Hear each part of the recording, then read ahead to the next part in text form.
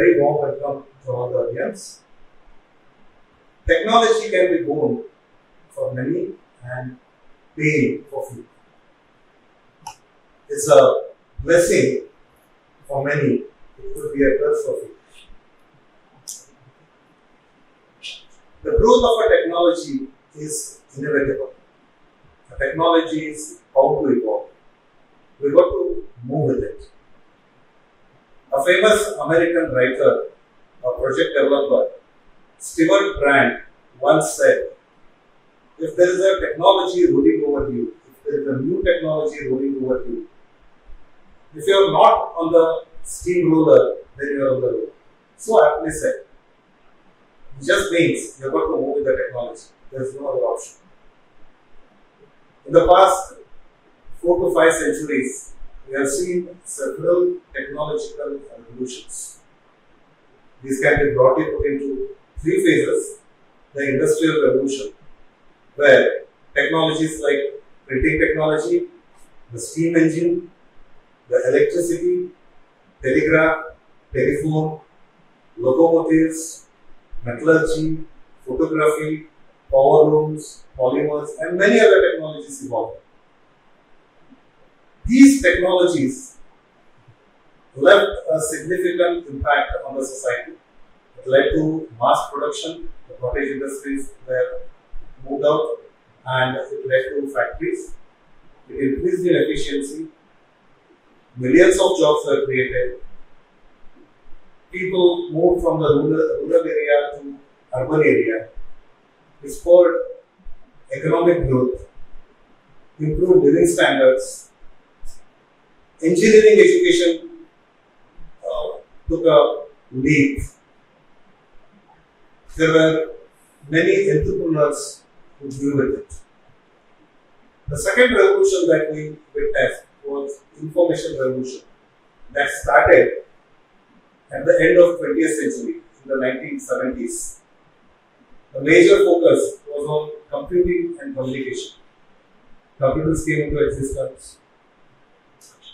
The communication speed increased. Instant messaging, phone calls, video calls, it was possible. And it increased international involvement, international cooperations came into existence, multinationals came into existence. So the net effect was globalization. The world became a global village.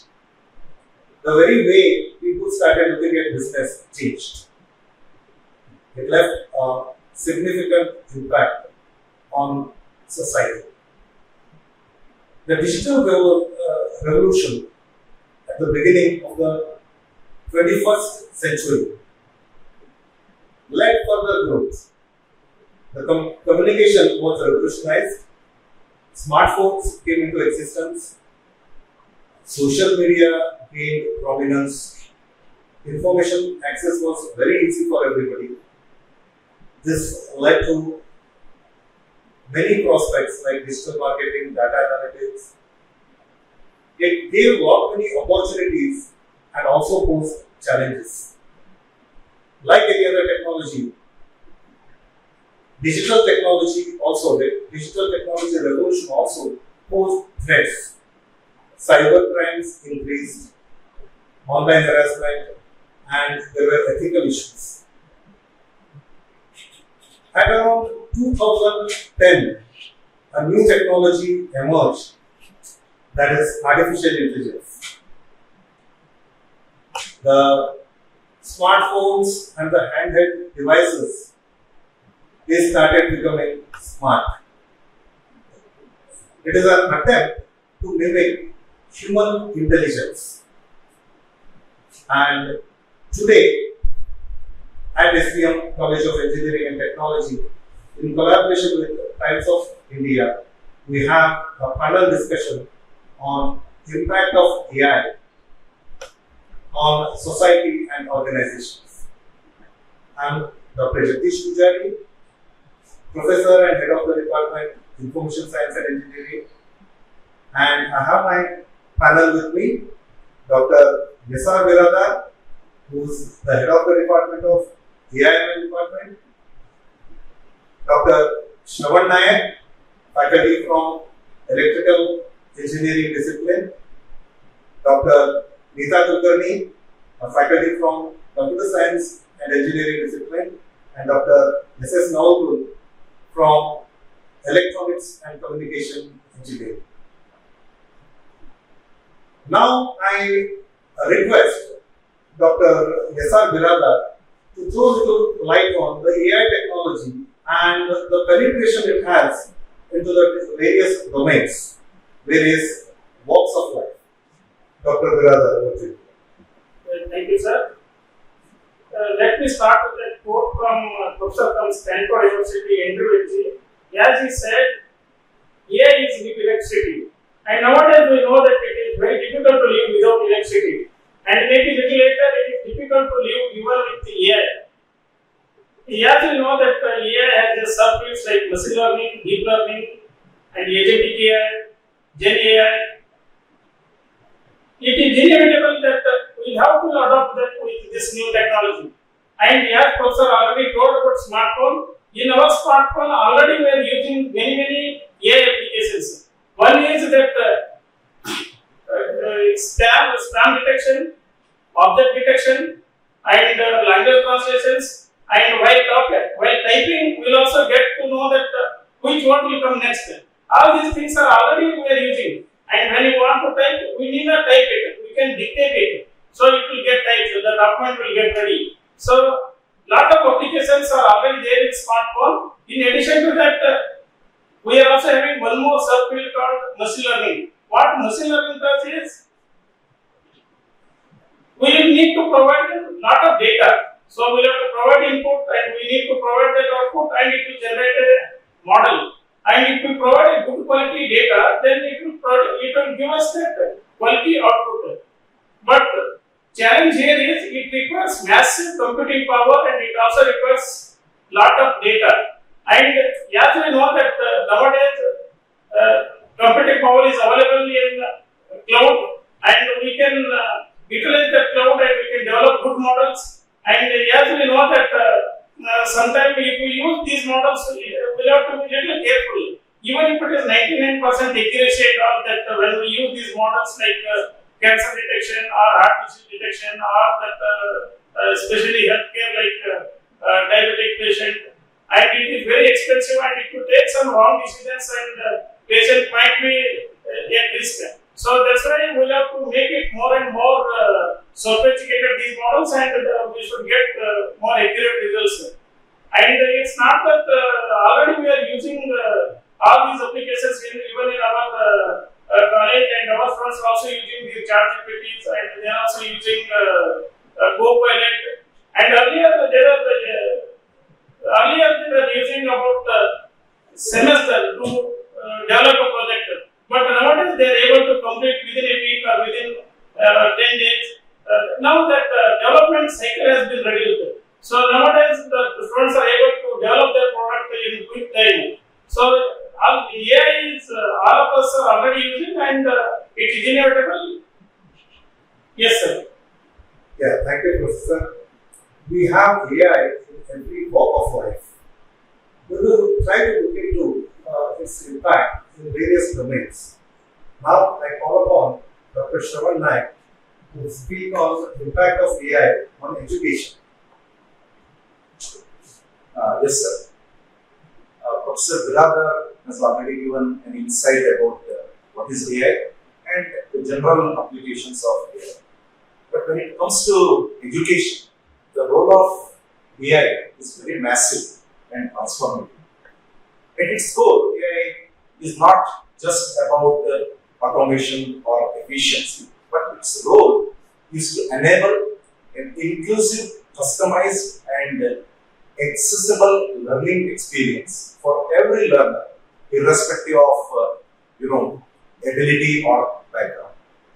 So, in last few years, we have been witnessing a paradigm shift where AI has been providing an enhanced learning experience than ever before. Even our statistics support that. In 2024, we had a $15 billion AI education market, which is expected to grow grow to $135 billion in next 10 years. And about 24% of the students across the globe, they are invariably making use of different AI tools. Now, what is it that has made AI so popular in the education? So it can be, segregated into three different dimensions. One is learner-centric, another is teacher-centric, and the third one, of course, from the administrative perspectives. So when it comes to learner-centric, the most important factor is the personalized learning. So AI can adopt the learning contents as per the requirement of the learner, his pace, style, and understanding level. And of course, nowadays we have a lot of online intelligent tutoring systems, evaluation mechanisms, which have definitely made this learning very high standard. This is one thing.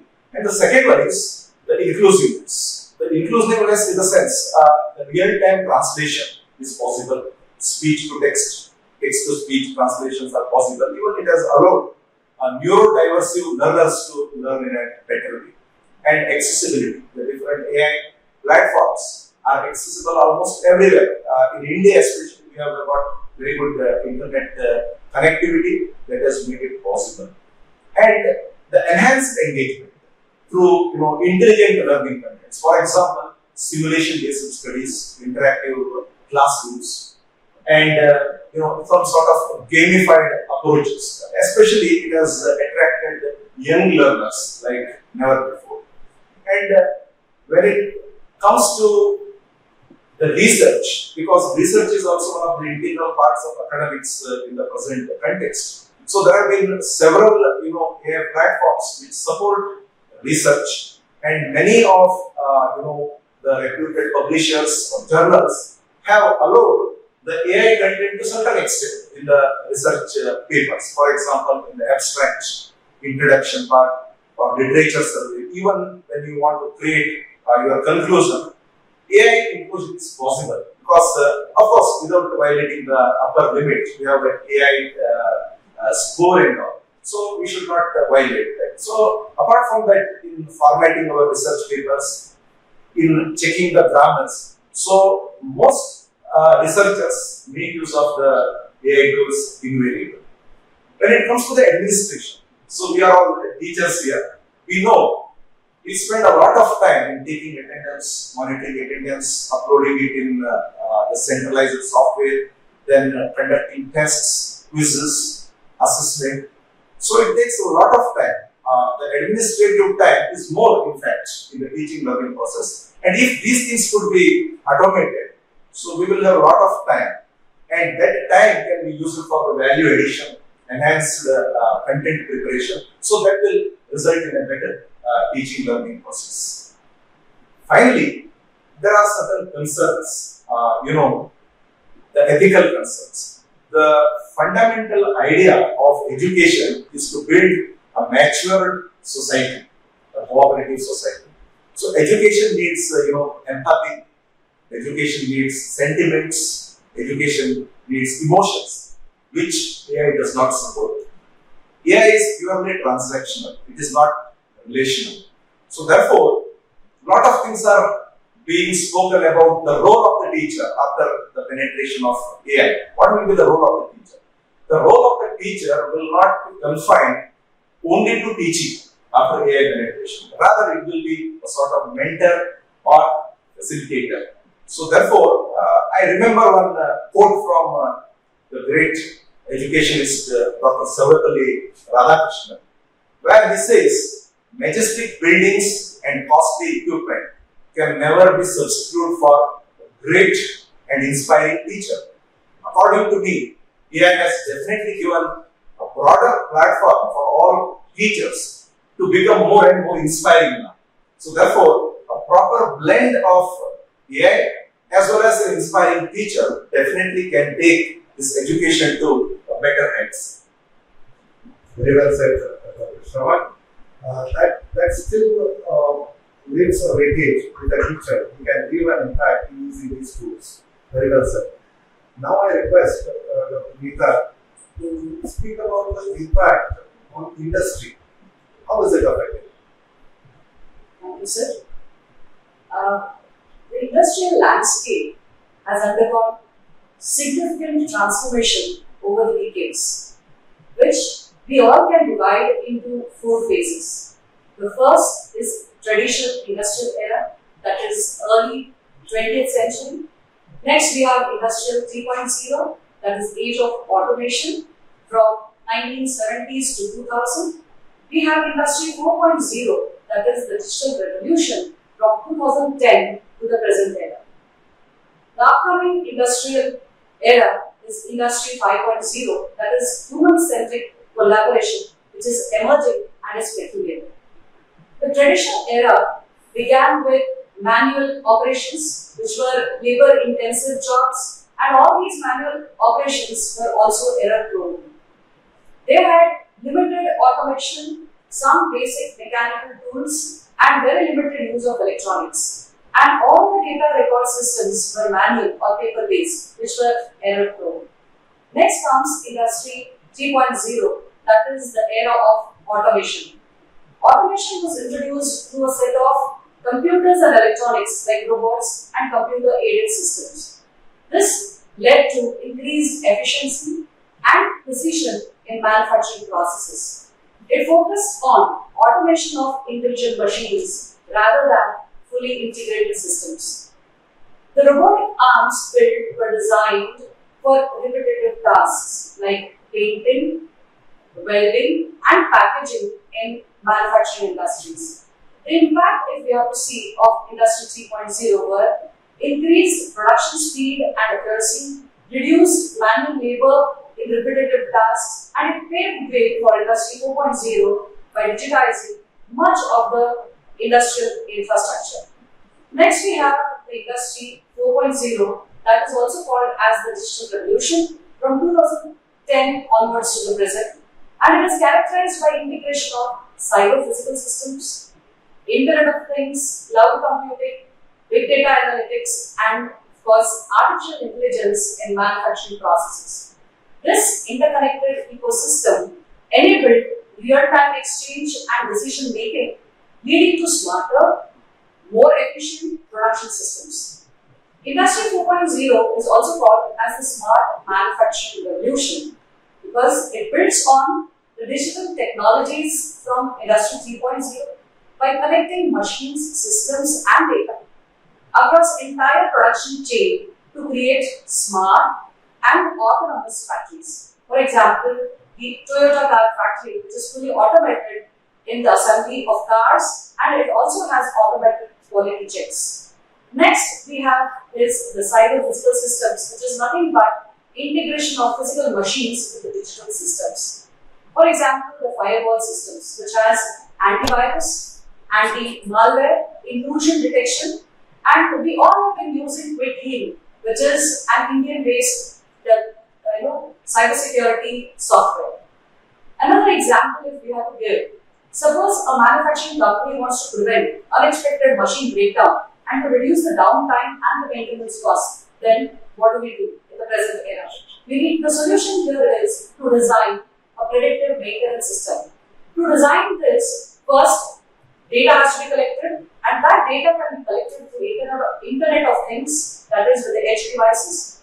The collected data then has to be stored, and it can be stored in cloud, on which some machine learning models can be used for analysis. Once the analysis is done, then AI-powered predictive algorithms can be used to find whether the machine is most likely to fail or not. Once the prediction is done, now it should be visible to the operator there, or the person who is manufacturing that. Finally, these predictions, they are depicted or shown on dashboards, and using cloud services like Power BI, these can initiate maintenance service before the actual machine breaks down. Then, let's consider the most powerful machine that we all carry on our day-to-day lives. That is, how is AI in mobile phones? So, first of all, the moment we get up every day, we have to unlock our phones. That is the security that we have. We may have face unlock, or we may have biometric unlock security system. Once that is done, The mobile phones can also detect, if you are taking an image, it detects whether it's day or night, whether the image is landscape or portrait, and it automatically adjusts the brightness and color. If it is night mode, it will automatically adjust, and we have super zoom in facilities as well. We also have enhanced selfies and blurring background, which we have always used. Selfies are the best, that everyone will know. And the best feature here as well is the voice assistant. We'll be using Siri and Bixby. And what it does is, it processes natural language, it sets the reminders, it gives answers to queries, and it controls apps as well for us. AI-powered keyboards will always correct our grammar, and suggest emojis using deep learning. For example, Gboard. Then let's look at the impact of Industry 4.0. It has enhanced efficiency, agility, and customization in production. It reduces downtime and waste through predictive analysis. Greater integration is there between the production, the business systems, and customer needs.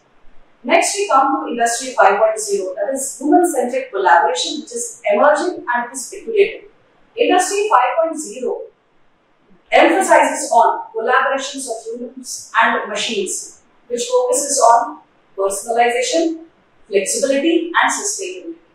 This approach aims to enhance worker well-being, promote sustainable practices, and adapt to the changing market demands. To meet the requirements and challenges of industry today, many companies are training their engineers in Gen AI and Meta AI. Leading software companies like TCS, Wipro, and many other companies, they have already trained their 3 lakh employees respectively by 2023 already, and the numbers are much higher. They're going to be much higher still. So let's understand first that for an AI-powered system to work efficiently, what it needs is good training, for which in turn it depends on the data set, what kind of data set it has, and how versatile the data set is, and most importantly, the approach with which it is going to be trained. If the training itself is biased, then the results are extremely difficult. So that is one clause that an AI-powered system must always be designed with. To sum it up, AI is going to reshape the industry, not by eliminating jobs en masse, but by demanding new skills and enabling smarter, safer, and more efficient operations. Thank you, Dr. Nita. That's a massive impact on the industry. But then a word of caution, as you rightly marked, we got to use these AI systems carefully. So that biasing can be a factor that can influence the quality of life. Now I request Dr. Navalgund to throw a little light on the impact of AI on the society as a whole. That's all right. Thank you very much. In fact, the AI application has been like never before. When we look at the societal benefits or societal impact, we have some statistics to report on. The penetration score has been linked to a figure of 2.8 in the Indian context, which is much higher when compared to what America has in terms of the score, or Germany has as per persons. The AI has impacted the lowest strata to the highest strata of society. When you look at society, it has different dimensions or attributes, like defense, education, entertainment, healthcare, government public services, and so on. So if we start pondering about the defense sector, all of us have fresh memories of highly successful singular operation in which India had different itself from the enemies. It is very heartening to learn that the indigenous technology for the guidance system of missiles was developed through a manual-based model. At E&CE, we also have undertaken a project from the BRDO, which basically talks about gathering of data, geospatial surveys, and so on. In the field of agriculture, there are many strides, there are many initiatives from the government of India. The much ambitious Unnat Bharat Abhiyan scheme has prompted institutions of higher education to contribute to the code way. At E&CE, we have undertaken a project which is based on the biomass drying system for food grains. The conventional way of drying of food grains took days to their time, but now, with the help of this indigenous system, the farmers can have a sigh of relief and they can dry their food grains within a couple of hours or so. Precision farming is another important aspect of farming, where E&CE has undertaken a project and the prototype is ready. The commercial inquiries are coming in. Healthcare is another important attribute of society, and that is supposed to be dual importance. Currently, it is estimated to be at $2 billion investment. In the next 5 years or so, it is expected to go beyond $20 billion investment. It is very heartening to see that the All India Institute of Medical Sciences AIIMS partner has developed and integrated AI-based approaches for the benefit of patients, where they can detect cancer, TB, and other diseases. At E&CE, we also have taken up a project for the purpose of EEG signal analysis and profiling. We also have entered into an MOU with the Western Medical University, in which the college is actively involved in the development of cost-effective medtech devices for the benefit of patients. When we talk of education, that is another prime field. Today's young generation know it much better. They have been using Google AI Studio, they have been using Google's Notebook LM, and so on, where a quick learner can learn things on his phone or her phone at a self-paced or text. They feel as if a person is sitting at the remote side, and getting them to learn new technologies and new softwares. When we talk of entertainment, that is also which is not untouched by the AI penetration.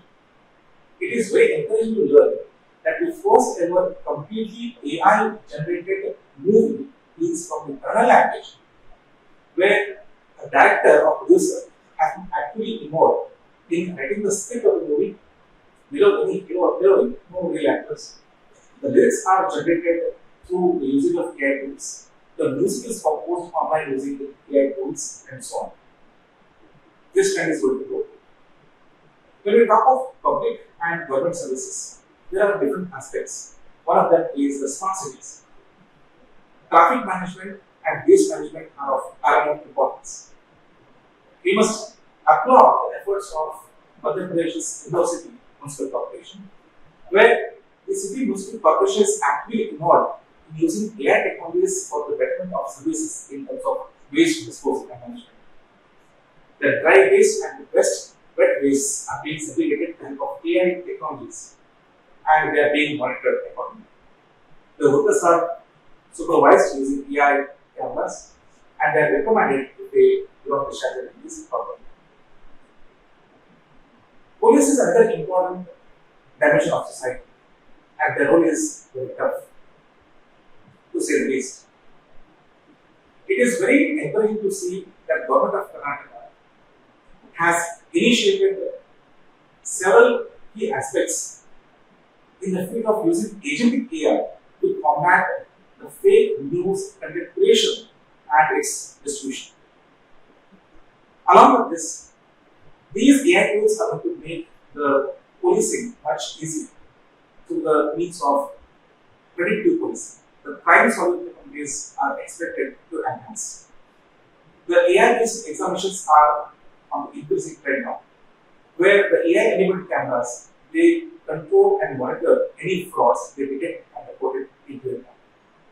To say the least, the society is getting impacted in a very, very positive way. But we should not see AI as a panacea.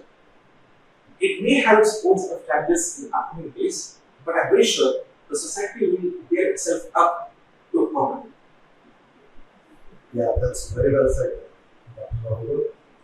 As such, if you have looked into the technological revolution, the early technology revolution, like the industrial revolution, it provided basic amenities, basic facilities for millions of people.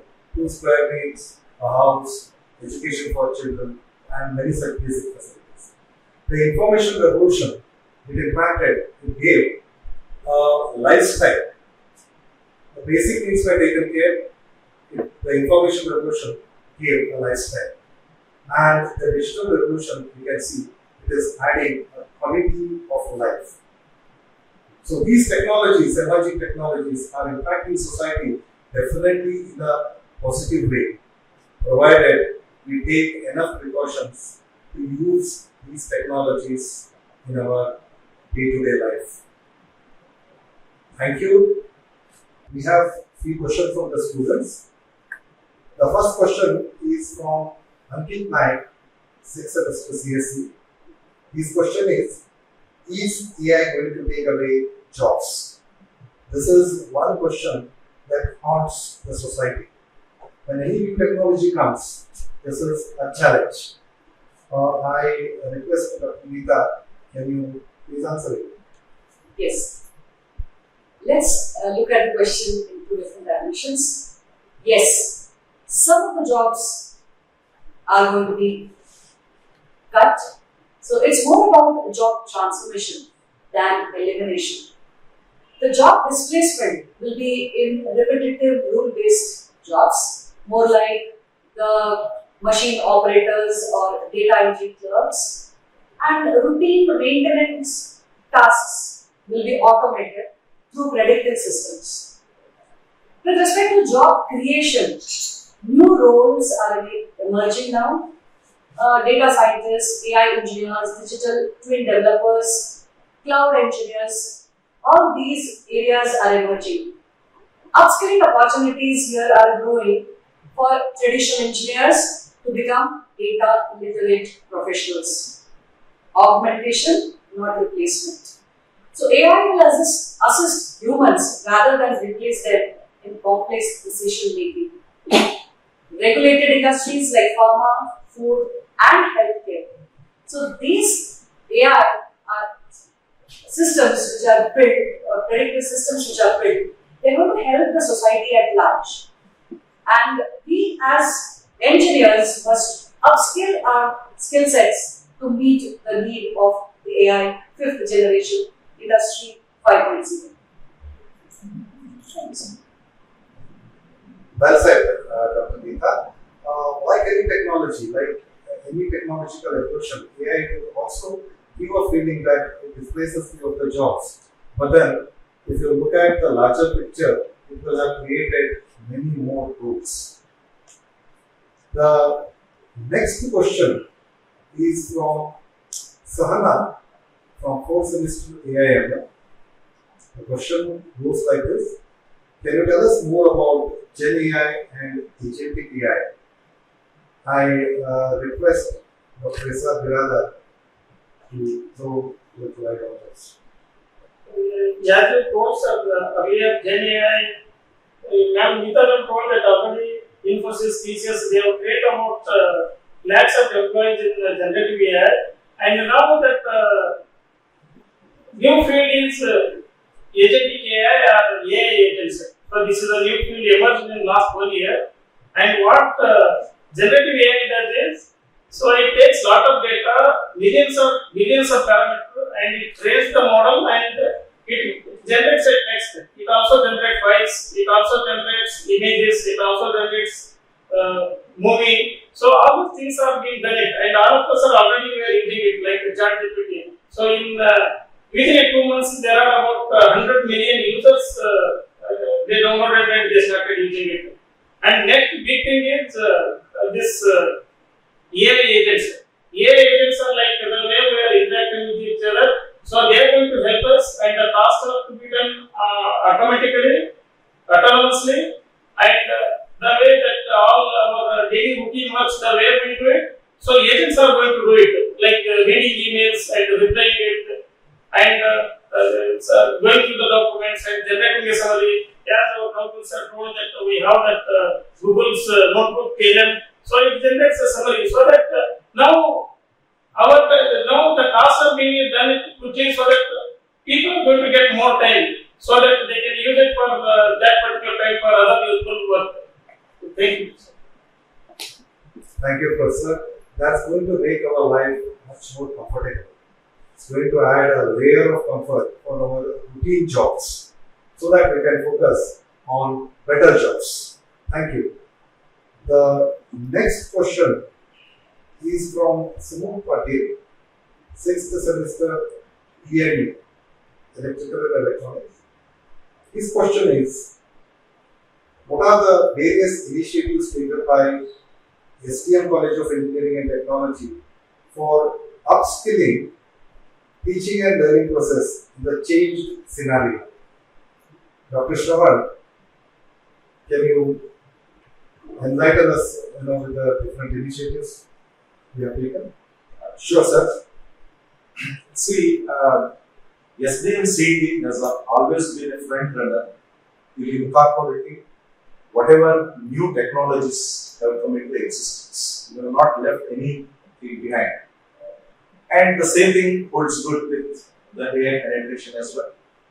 First of all, a few years back, we have started a new UG program, 4 years UG program, exclusively on artificial intelligence and machine learning.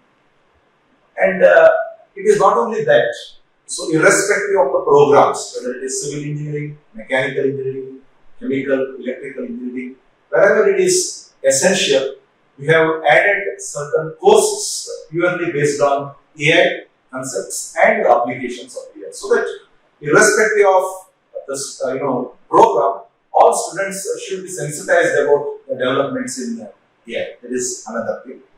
And whatever the activities that we conduct here, whether it is the organization of conference, symposium, workshop, definitely we have made sure that the AI contents are there because that is the need of the hour now. Right? So apart from that, we have industrial participation in our board of studies where they are the right people for us to tell what exactly we need to include in our curriculum as per the latest trends. A lot of courses on AI have been introduced.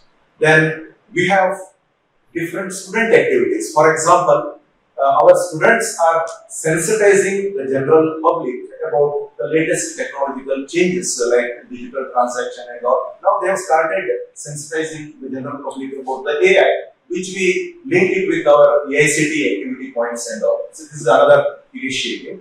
Then several events are being organized on AI-based activities, competitions are being organized, and we have a lot of industrial collaborations, right, which focus on AI. For example, ICT, Cisco, Infosys, Springboard, and many more. These are a few which I have made a mention.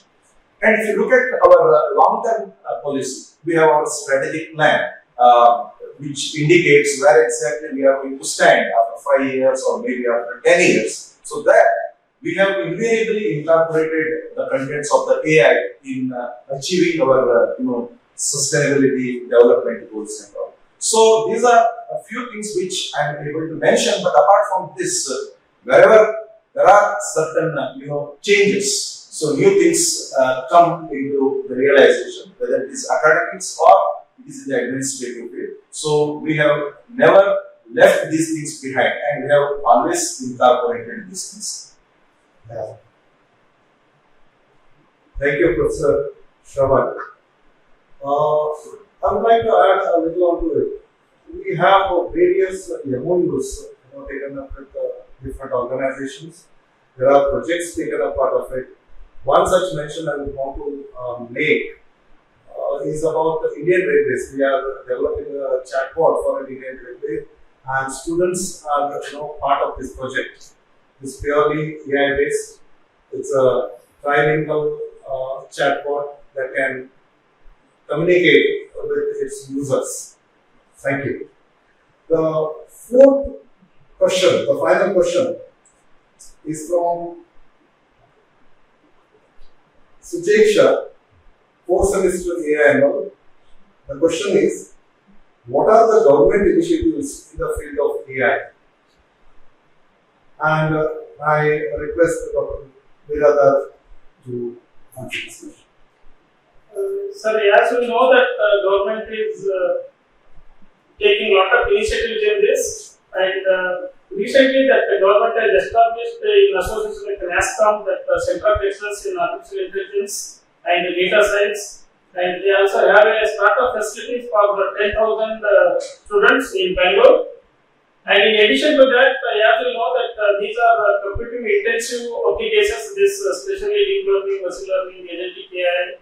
And for this we need massive computing power. For that, last year government has approved 10,300 crores to purchase the GPUs and all. So whenever we want to develop the product, machine learning products, we need to have the computing power, and especially GPU we need the NPU, we need TPU. So these are some of the government initiatives, and in addition to that, one more center of excellence is also there in our Dharwad.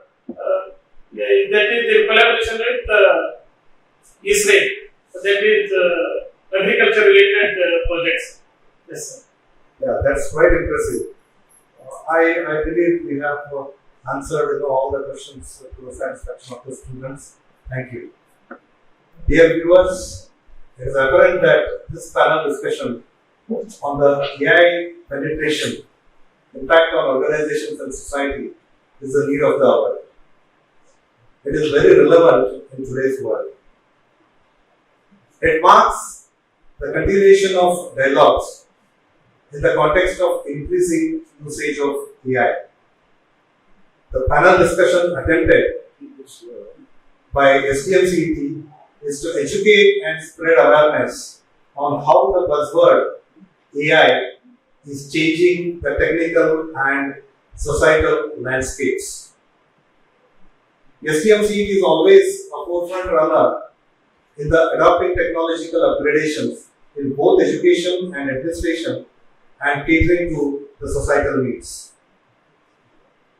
We hope that this was an enlightening panel discussion to the young minds and other stakeholders of the society. I thank our revered President, Dr. Padma Bhushan Dr. D. Biradar, all the honorable members of management and principal, STM-CET, for creating a platform for such events. We express our gratitude to Times of India authorities for partnering with us. I also express my gratitude to the panel members for their active participation and inputs. Thank you.